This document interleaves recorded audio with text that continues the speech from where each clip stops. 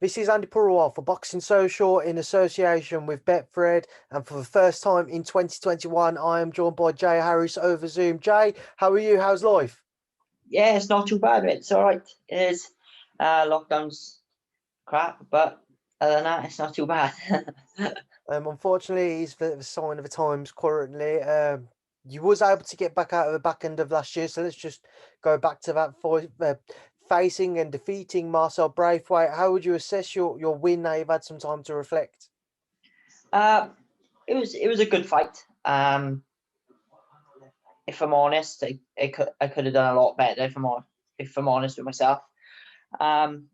But other than that, I thought I controlled the fight really well.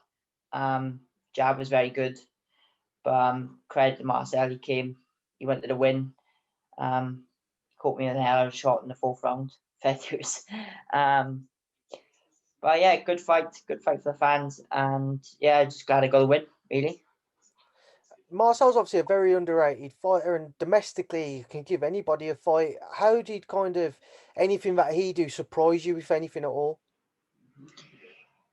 He hit a lot harder than his record, definitely. I know his record was like something like, was it 9-2 or 9-1, and he didn't stop anybody.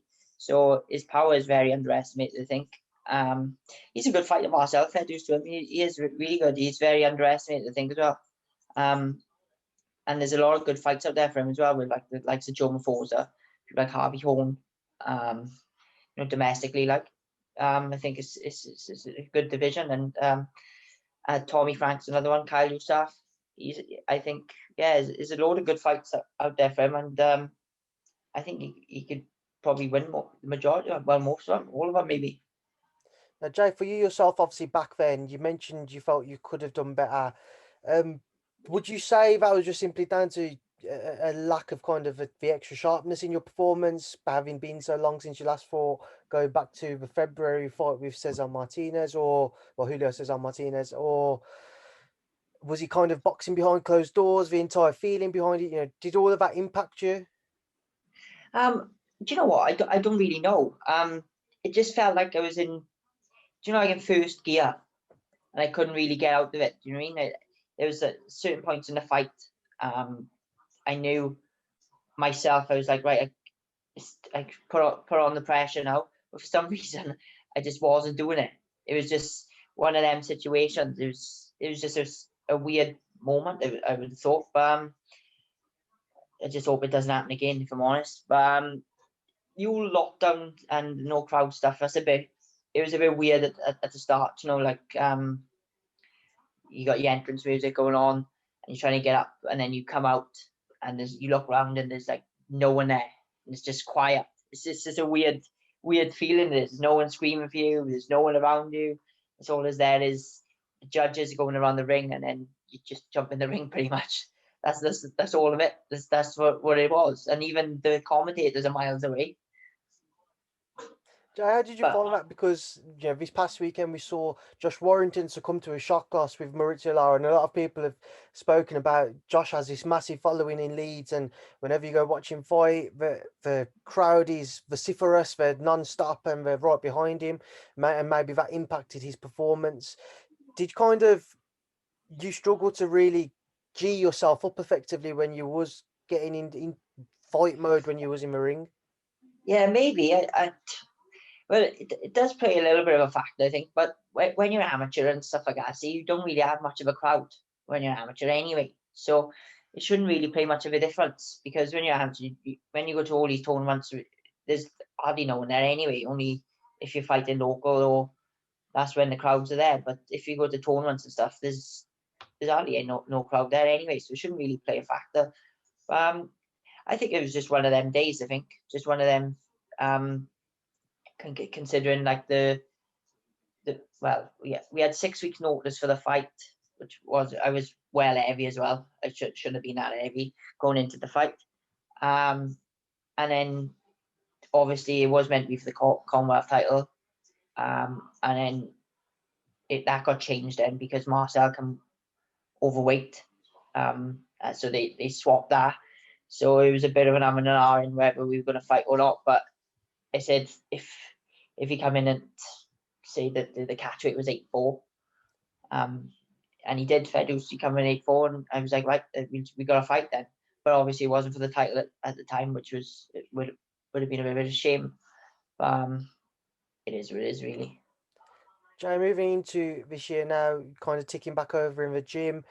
What's the plan for yourself this year? Because last time we spoke, you mentioned kind of you want to get back onto that world scene, just trying to get the opportunity.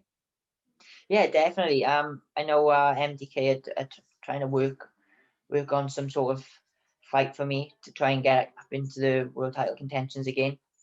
But everyone's in the same boat, don't they? We're all waiting for a fight or some sort of. But I know MTK are trying to work something out.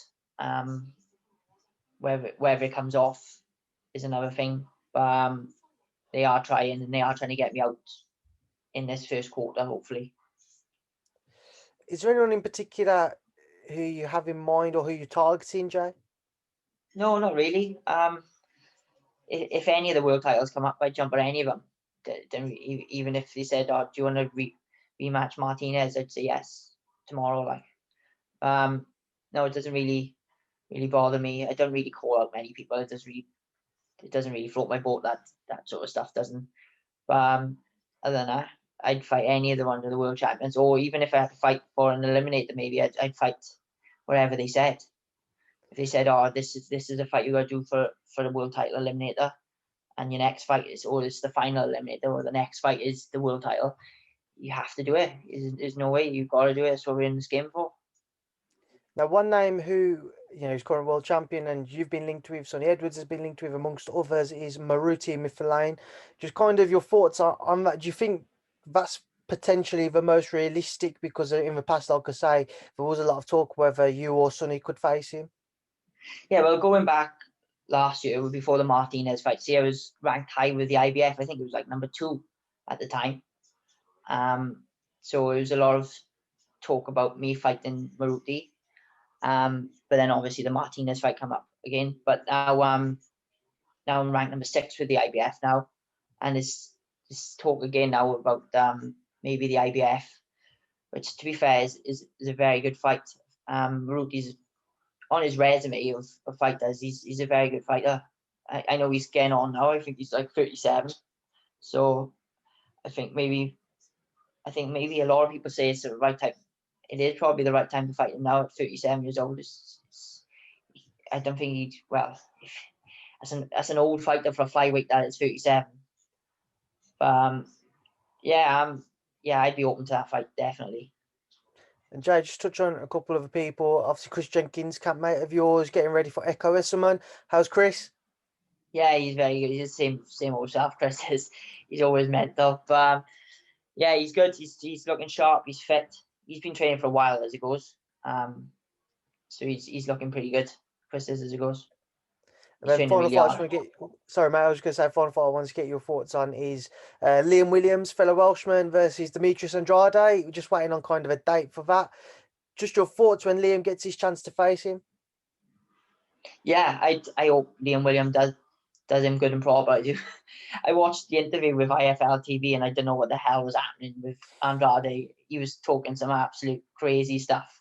I was like, what's going? He's saying that he doesn't even know him and stuff. I was like, surely you must have read some of the tweets that Liam's been putting out there. Surely, but yeah, he's a bit.